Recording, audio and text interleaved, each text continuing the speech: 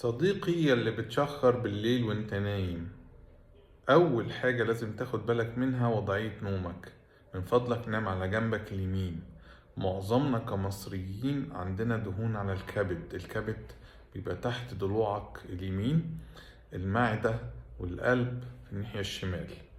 طيب لو نمت على جنبك اليمين بيبقى الكبد تحت والقلب مريح فوقيه، والعكس لو نمت على جنبك الشمال الكبد اللي هو مليان دهون قوي ده بيريح على القلب، وبالتالي التنفس بيبقى أصعب.